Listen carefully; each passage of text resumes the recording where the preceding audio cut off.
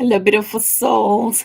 So I'm gonna try this again because I don't know what happened to the first one. So hello, beautiful souls. Victoria Vador here from Soul Healing Tribe and the Awakening the Healer Within training program. Today we're gonna do a live discussion.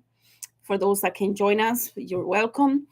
On spiritual bath, advanced information, things that you should be doing if you're more advanced and you are really interested about doing spiritual bath to make sure that they work and that they do what you want them to do, right? So sorry if you see my eyes, they are a little red. I didn't really sleep last night when I was on overnight meditation, so really tired right now. So so let's start. Spiritual bath, more advanced, in-depth information about spiritual bath. Um, if you're really getting ready to start tapping into your clairs, your abilities, and to do discharge or sweet baths, this is a workshop that you need to listen to because this is going to be valuable information for you. Some of this information I never shared before. So I hope you can join me for this discussion. Take 1 second, make sure my phone is off. Okay. Because I think that's what happened before I got disturbed. Okay, so let's start. So we already, in a couple of discussions we had before videos, we have already spoken quite a bit about spiritual bath and why are they important. So in this video, I'm going to go over a little bit of that, but go even deeper than that. And where are my notes? Just I want to make sure that I don't forget anything that was important for me to remind you of. So we know that the botanica baths, those that you get at the botanica that are like Saint Marta, Anaisa, Saint Clair, and this and that, Oshun, etc. We know that those baths are just for aroma, right? Like we know that they're just to aromatize your spiritual bath, but that's not what is going to be doing the work. I hope you know that by now. So the oils that we also get at the spiritual bath at the botanicas have a it's no significant it doesn't have a significant essence of those oil. So again, you might need to do more than that. And you're going to use them to aromatize your bath, but you're not going to depend on that to be the bath, right? So you can still get them if you feel like inspired, like I do sometimes, but I'm not going to depend on those baths to do the work that I know that I need to be doing by doing the more focused, intentional work to get the herbs, the flowers, like get real good oils and powders and crystals and all of that stuff that I need in order for me to ensure that I do a proper bath, right? So that's just a disclaimer because I think a lot of people think, oh, I'm going to get the bath at the Botanica and that's going to do the job. No, it's not. So quick definition: the discharge bath is the bitter bath, the sweet one is the one to attract, right? So depending on what you're going to do, and most of the time you're going to want to start with the bitter bath in order for the sweet one to really work, right? So you first have to, it's almost like a bath, you first have to cleanse yourself before you go to bed, right? So imagine that the bitter bath is going to remove things, debris, astral debris. It's going to remove things that may be attached to you. It's going to remove negative intrusive thoughts and give you some type of release. And then the following day, you do the sweet bath in order for you to then work with what you need to attract. But some people, like myself, we're really like we really are attracted to that energy of the bitter bath, and maybe because it has a lot of that petrol energy, so it kind of moves me, right? So I love to do bitter bath just to cleanse my auric field, and I do the sweet baths when I am very very intentional. So it's not like I do a bitter bath and sweet bath always. I tend to be a little lazy with that, and if I was you, I would be more intentional with bitter and then sweet. But for me, I like to do the bitter bath a lot. So when you think about the bitter bath, to discharge energy, to remove energy, to remove debris from your light body, from your auric field, right? From your physical body.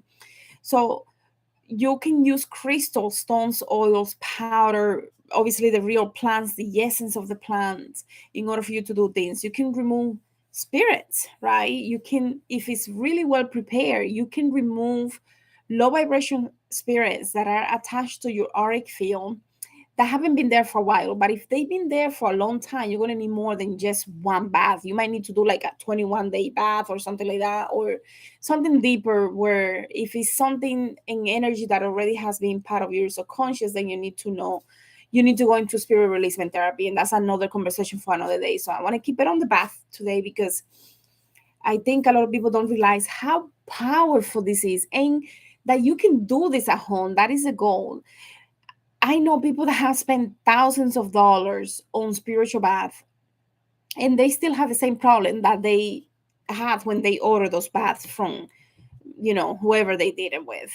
And the reason why is because sometimes you need more than that, but sometimes you need more quantity of the number of the baths that you're going to do for yourself, that you might not be able to afford, because these people might be charging you $300-400 per bottle, and you might need 21 days bottle. So that, imagine how much money that is. You need to learn to do this if you're serious about, you know doing this type of work, especially if you're working on activating your clairs. This is something that you have to do, because the bath prepares you for the night, so that you can have an aha moment, that you can integrate your downloads, that you can receive downloads and integrate them at the same time, that you can feel energy, you can even feel things, because the bath allows your auric field to be cleansed. It's like, woo, complete cleanse, and you can actually feel the energies and see them around you.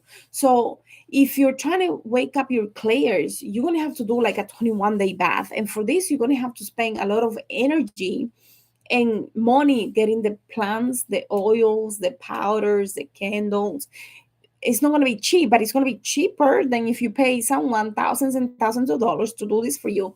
So consider this. Like, I speak I speak to a lot of people, and some of these people are telling me that they're spending $2,000 and $3,000 on bath alone, bath that you could be doing yourself. So that is the goal of this conversation today, to help you understand how to do this yourself, so that you don't have to pay someone thousands and thousands of dollars. So let's keep that in mind, because I think a lot of people are going to be like, okay, but I don't know how to do this. That's the goal. I want to teach you the basics and more advanced information on how to do this yourself, so that you can really get the most that you can for all the energy and resources that you want to invest into doing your own spiritual path. And it's going to be so worth it, because some of these things you're going to learn through this process, it's going to lead you to advanced information about your own clairs that no one else can give you. Like, you're going to have to do that for yourself, right? So when we think about the discharge path, if you're having a lot of mental confusion, if you have a lot of intrusive thoughts, if you feel like, something is just not working out, like something has to give, you might need to do a 21 days bitter bath process before you do any sweet baths, because you first have to like completely have a makeover of your auric field, and that takes time. For, we have the 7 main chakras, and you can think about it like you have to do each bath 3 times for each chakra. So when you think about it, it's 21 days, right? So the bitter bath is key if you want to work with developing your clairs. That there is no shortcut to that. Now, I did a video the other day, a very quick video, talking about how, if you are working with removing energies, if you're working with soul alignment, you may be really good with doing bitter bath. Those people that are really working with attracting new things into people's life, they might be working with the sweet baths. But regardless of your power within the bitter or the sweet, you need to start with the bitter bath, because you have to cleanse out everything before you can attract what you want and feel that you have it. Because if you don't feel it, you're not going to get it, right? So the discharge bath is like the key of the keys of what you need to do in order for you to really walk this path and activate your clairs, right? And feel clean, like your auric field, feel motivated, feel confident, empowered. Like doing a 21 days spiritual bath is going to be like one of the best things that I can recommend to anyone that is walking a spiritual journey. You have to do this. Like I cannot get tired of saying this. So pay attention to, I'm going to give you, I want you to see the other spiritual bath conversation, but I also want you to understand some of these things that I'm going to talk about here today that I haven't really mentioned in those other conversations because it was more advanced information. So when you're, let's say you start in your spiritual bath, you're okay, I'm going to start this process. I'm going to do everything that I need to do. I'm going to gather the ingredients. One of the first things that you need to do is pay attention to your thoughts, because if you're doing a spiritual bath and your thoughts are not in the right place, you are putting those thoughts into the spiritual bath. So when you start getting ready to work with the plants, um, getting the plants, growing the plants, or buying the plants or the products, because that's all you can do, right? Let's say you're living in an apartment and you cannot grow them, you're going to have to go and get what you need, right? You're still, before you start working with that plant, you have to ask for permission, right? So what do you need to do before? You need to go into meditation to understand what plants do you need for your bitter bath, what plants do you need for your sweet baths. And if you cannot do that, then that's when you're going to need to have someone assist you.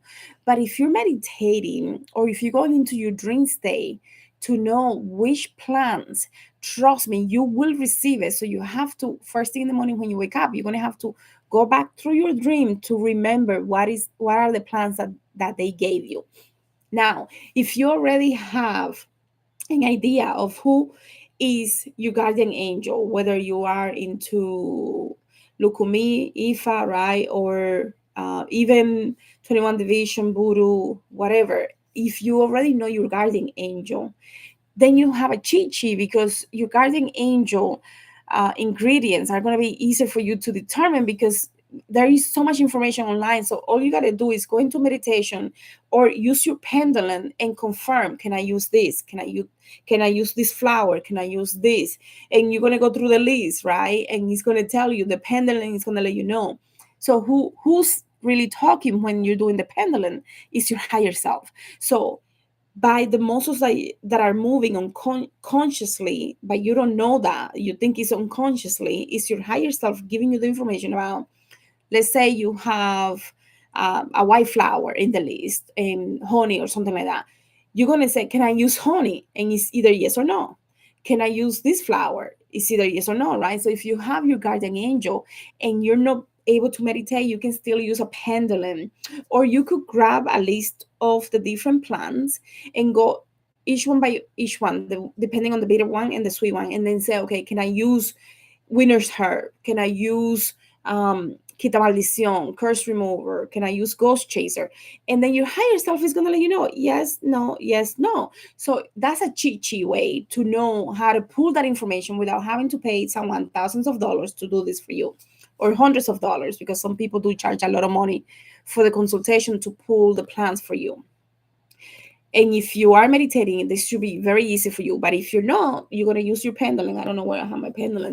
You're going to use your pendulum and you're going to let that guide you. So you create a list of herbs for the bitter, list of ingredients, and then a list for the sweet, and then cross yes, no, yes, no. So that way you know which ingredients you will use for your own bitter bath and for your own sweet bath. That is powerful. So let's say you have your ingredients. Once you have those ingredients, you still have to ask for permission to use those ingredients. How do you get your permission? You're going to connect to the essence, the vibration of those plants. How do you do that? You have to go into a contemplation, reflection contemplation, where you are imagining yourself connecting to the spirit of the plants that you have been given. Each plant has a frequency, right? If it's bitter, it's going to be something that is going to get rid of things, astral debris, entities, demonic entities, whatever it may be, negative thoughts. right? Things that you don't want in your life. So those bitter baths, normally when you do those bitter baths, they have a lot of color in them, which always just moves me because it's like, whoa, I feel like I am really connecting with them, right? So to me, it's like such a beautiful relationship because you are connecting to the essence of this, the spirits of these energies. And some people say, you have to have a ritual and you got to call on them. And yes, I have the plants that I have in the patio. I do some rituals with them, but I also understand that not everybody's going to do that, right? Not everybody's going to be able to have the plans. So you have to modify, and the modification is reflection to connect to the essence of that plant. Making sure that you have the right sounds. Like if you have a lot of petrol energy, a lot of fire energy, a lot of air energy, you can put music that speaks to that element in order for you to develop that stronger connection to that essence of those plants, so that then you can imagine meeting these energy beings that are the master overseeing all the different plants. And then you ask for permission. Okay, I'm here to ask for permission. Can I please have your grace to make sure that these petals, these roots, whatever you're using, the leaves, the powders, whatever it is, that they actually have essence in them. Because a lot of the time you go to the botanica and you're not going to find a lot of essence in those things because they just been handled left to right, right? And if you do that and you get it at the botanica, then you're going to have a conversation to then bring that energy back into it. So it's a very sacred experience. To do spiritual bath is almost like you having a ceremony, a spiritual ceremony, connecting to that energy of those, the vibration of those plants, of flowers or whatever you're using, and you're really developing a strong relationship, a connection. So if you have the plants, obviously sometimes you might have to do like a thank you, right? So you also ask, what is the thank you that you want in exchange for this? Because there's always an energy exchange. If we understand that, if we understand energy, we know that there is always energy exchange. So if those plants ask you for communication, you go and talk to them more often. If they ask you for something else, whether it is whatever it is that they're going to ask you, or where you're going to put something on near the roots so that they can have that to work with, whatever they ask you for, you're going to ensure that you have that energy connection, right? Another thing that I wanted to mention is that some people they think, okay, I just take the petals and that's it, and I do this and that's it, or I put it to boil and that's it. The bath, depending on what is the goal of the bath and how deep your connection to them, you might want to really take the time to scrub those leaves. If it's roots, you're going to have to boil them, obviously, because you're not going to scrub the roots, right? But if it's the leaves and the petals, by massaging them, what you're doing is that you're bringing your own energy, you're channeling your own energy with the essence of those plants, petals, whatever it is, and you're activating them in a way that is much more powerful than just boiling something. So you want to keep that in mind. If you're using roots, or if you're using ingredients that are already dry, you're going to have to boil them. But whenever possible, I like to use the fresh ones because that way I can develop a deeper connection and have a deeper relationship and understand what's happening in every second that I'm doing this. I'm talking to it, I'm doing the invocations, I'm doing the prayers, whatever my prayer from my heart. And I am actually activating that bath with that water, with the oils, with everything else that I'm using, the crystals and the oils and the powders, and everything becomes a very sacred experience.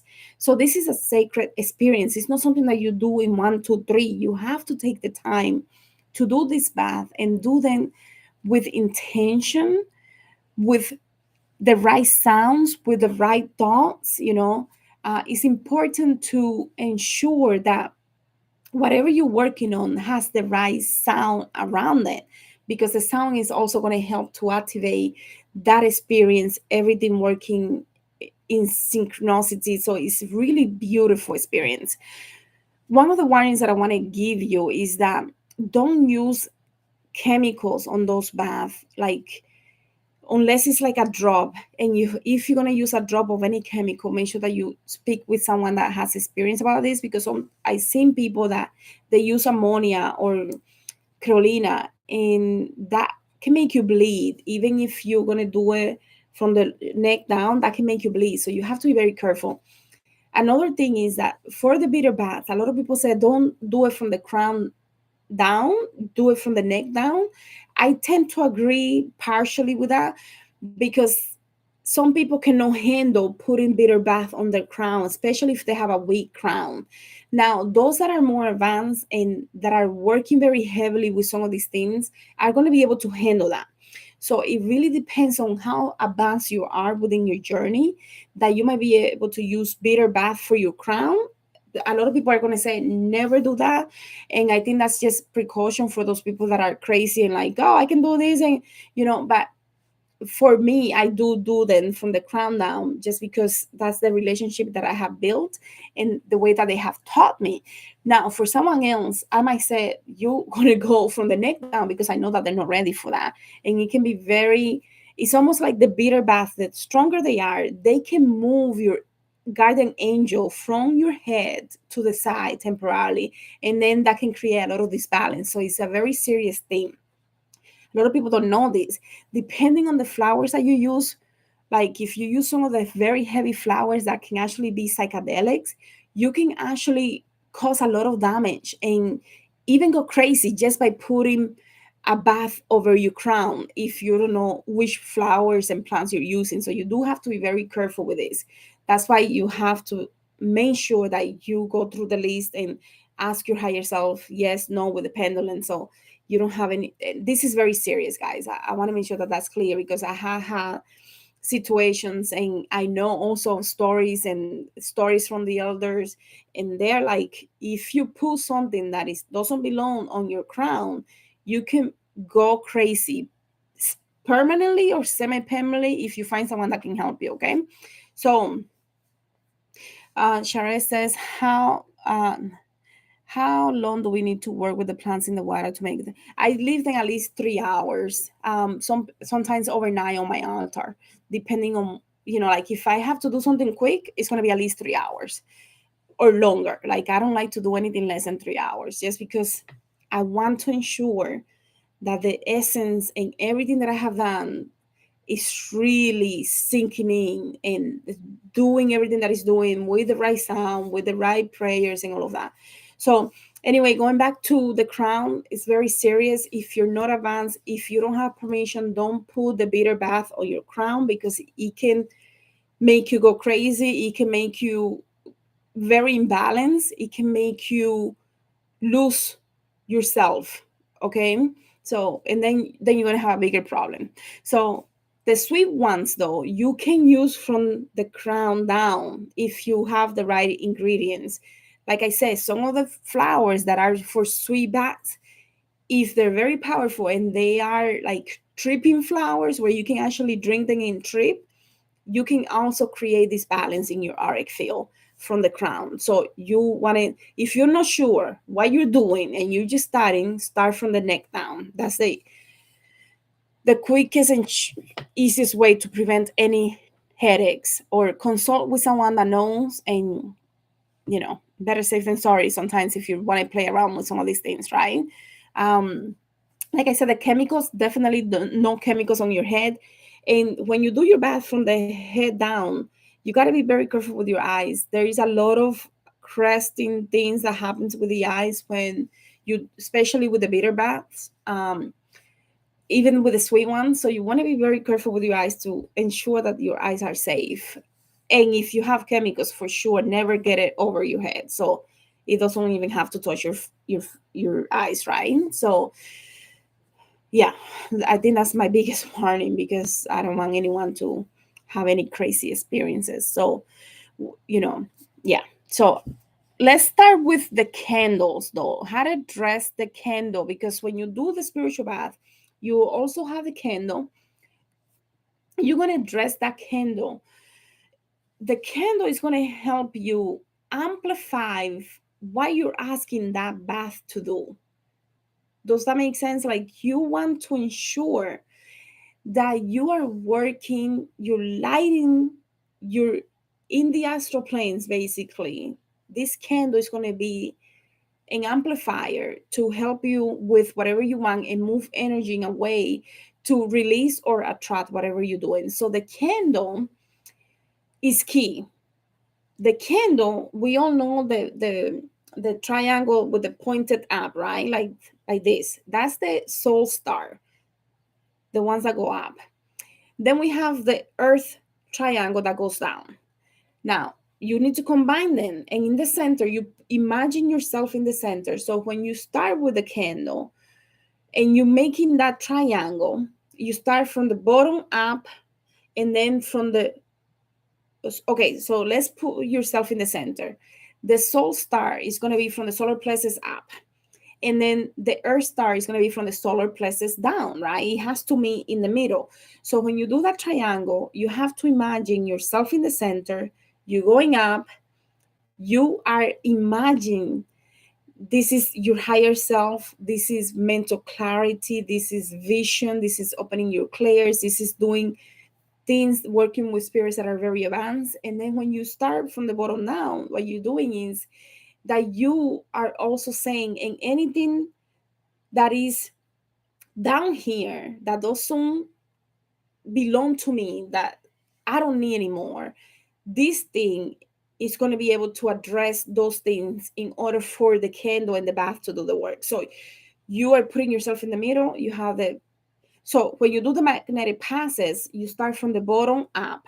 So when you start with the magnetic passes and you put yourself, imagine yourself in the middle of the triangle, and with your hands, clean hands though, you need to wash your hands.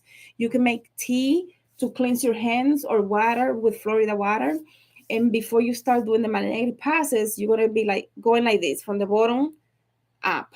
And then from the center, the widest part for the earth star down. So you always start in the widest part of the triangle from the bottom up and then from that down. So when you're doing the magnetic passes, you're also cleaning your auric field. So you're also clearing the candle that has you mentally projected into the candle to be able to do the work that you need to do. Did that make sense at all? Because I want to make sure that everybody gets this. So please let me know in the comments. So when we work with the magnetic field, our hands, right, are going to clean our magnetic field, the auric field, so that the candle can do the work. And we're going to dress the candle with the oils, whatever oil calls your attention and is relevant to the bath that you're doing. Now, you can also use crystals, shavings of the crystals, if you have those, or um, powders from the different plants, like winter's herb, open rose for attracting bath, right? Or powder from curse remover and stuff like that for the bitter bath. So when you put those with the oil, with the magnetic passes, you're amplifying the energy of that candle in the bath to another level. This is insane. We're working with energy. We all know the universe is energy, right? So when we're working with energy, everything that you're doing to amplify that bath is going to be to the next level. The universe is made out of sound, color, energy, right? So with all the ingredients that you have, the ingredients are the actual matter, right? Like the herbs, the petals, the all of these things, right? So with the right sounds, we're having the right music, we're saying, invoking, using, spelling. So we're spelling, we're making spells to the candle and the bath. So we are activating everything harmoniously in order for us to create the miracle that we want with the candle, right? So they okay, let me just go over this very quickly because I think a lot of people don't know this. When you're using the different stones, the crystals, right? Depending on the bath that you're going to do, you're going to want to use different crystals. They are crystals that are magnifier that are like magnet. They amplify, they attract whatever the other crystal is going to do.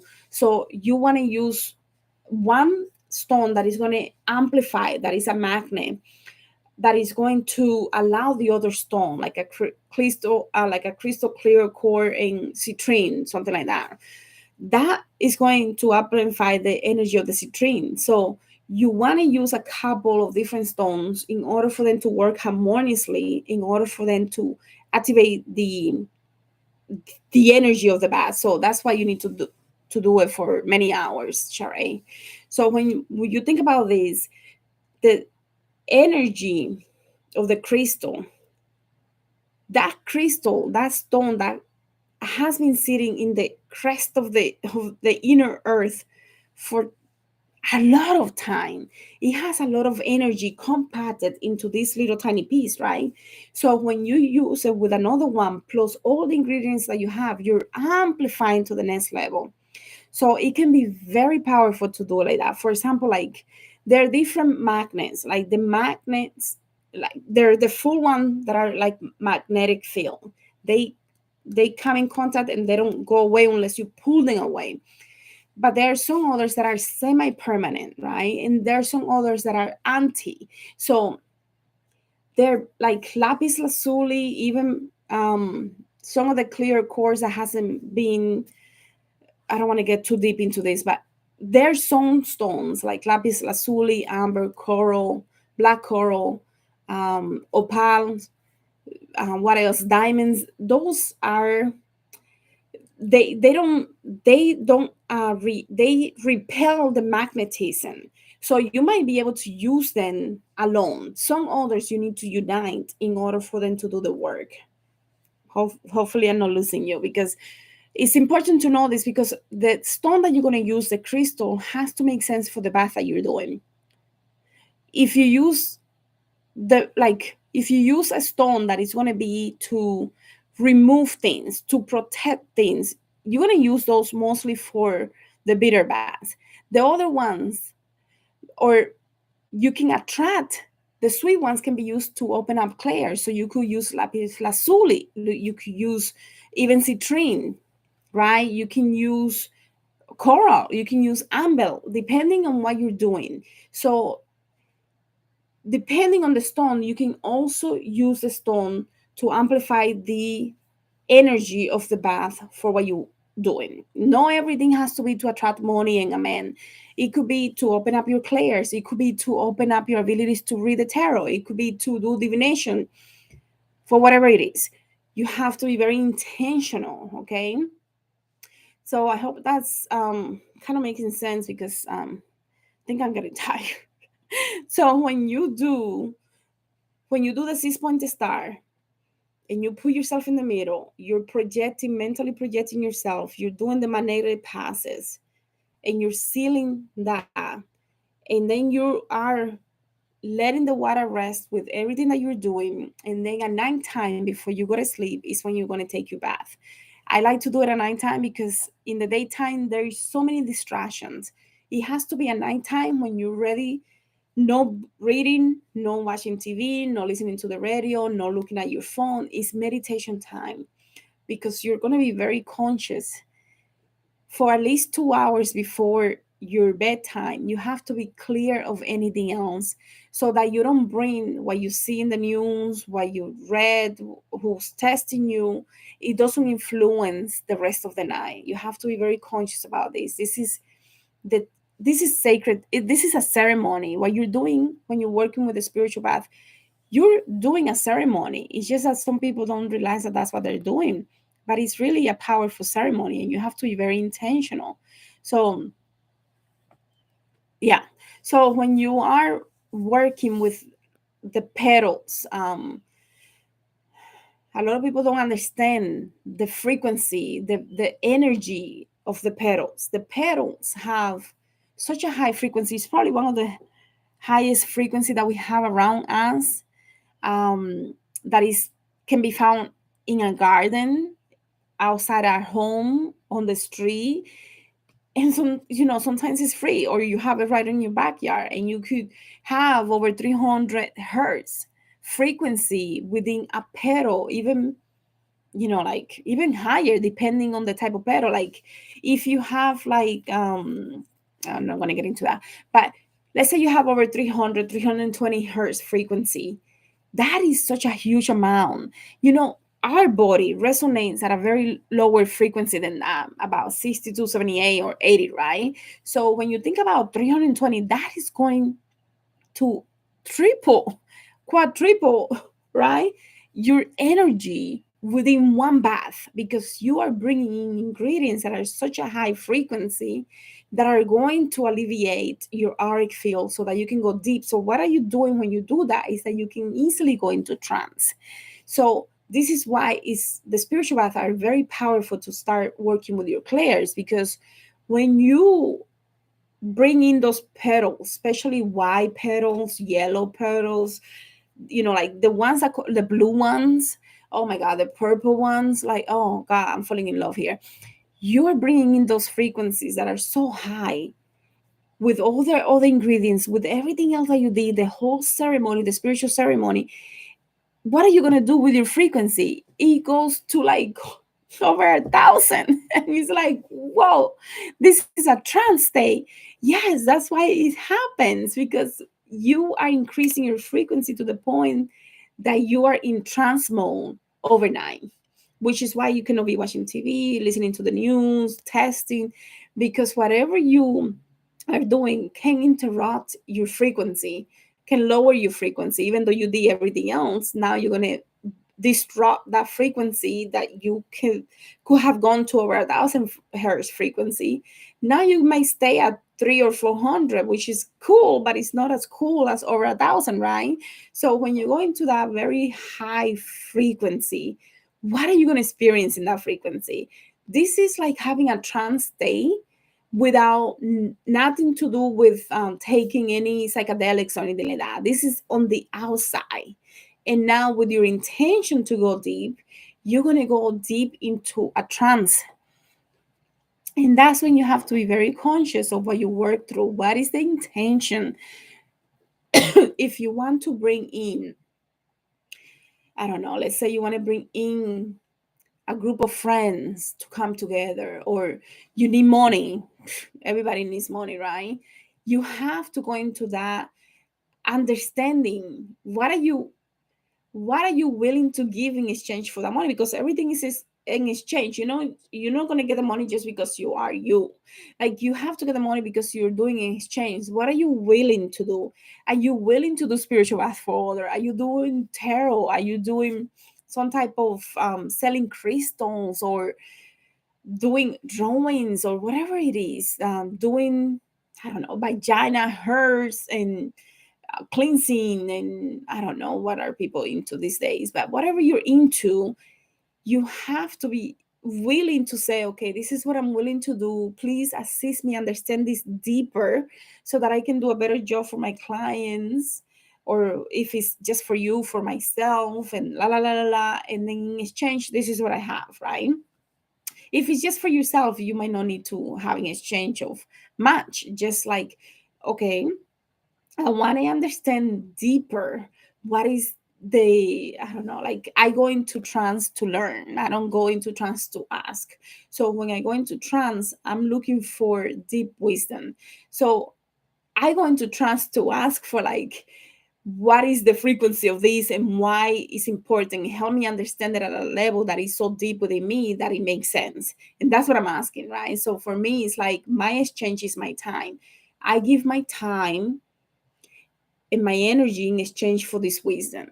So, and that's how I get information that I'm interested in. So, when your body's radiating at such a high frequency, it's vibrating, it feels tingly, you're going to go into that trance automatically. You got to be ready to be one with your intention. If you miss it, you miss it. So then you're going to have to repeat this, because if you miss it because you're too tired, that's not good, because sometimes the body's so tired that it cannot go into, it's too, that when you're tired you are at a lower frequency naturally. So you have to get your frequency high enough so that when you go into your sleep, you're well rested, you're ready for the night. And then somewhere during that night, when you're you're going from rapid eye movement to another brainwave, that's when the trance starts. And that's when it might be 4 in the morning. Most of the time it's around that time, to be honest. 4 in the morning, the frequency, the hour frequency is higher. We're getting rid of the lowest frequency of the night, which is 3 a.m. And we're going into that um, period where we can easily go into trance at a very, very deep level. We can sense, we can feel, we can understand things that couldn't make sense before, right? Like everything is collapsing, and you have to be aware of yourself when you go into that moment, because when you enter, you enter. So you have to train yourself. So you might not have this experience the first time, but by the 21 day that you're doing this, or by the third month, you are going to be truly blown away by the experience that you have, because this is really a pure trance experience simply by clearing your auric field and increasing your vibration. I hope that's making sense. So I don't know how long we've been on. Let me just take a look at that. How long have we been on? Ooh, that's a long time. Okay, so I don't know if I have time to go through more. I think maybe that's it for this part, because it is 40 over 40 minutes and I am tired. Um, I hope you got something out of this. I don't even know what I say, like if there is a second part that is needed. Do you have to use all the bath that you make at once? No, you can divide it, Sheree. You can divide it by, if you make a lot in one day, you could use that for a whole 3 or 4 days, right? And then do the next one for the next 4 days until you get to the 21 day. Or if you're going to do it once a week, do one for this week. Don't do it for the second week, because you don't want it to get it's going to lose the essence if you wait a week to use it. But if you're going to use it for 3 days, you can make enough for 3 days. Then on the third day, make enough for the next 3 days, and so on. If you're going to do it weekly, then you have to do it every week, because you cannot freeze this stuff and then be like, oh, it has the essence. It's not going to work like that. So you do have to be very conscious of like how many days you want to do this. And also, sometimes you do get so tired from the night when you went into trance, that if you're new at this, you might want to try 21 days and then see like what happened. And then when you do it again, maybe skip a week in between. So do it like 9 weeks in a row, once like Tuesdays or Fridays.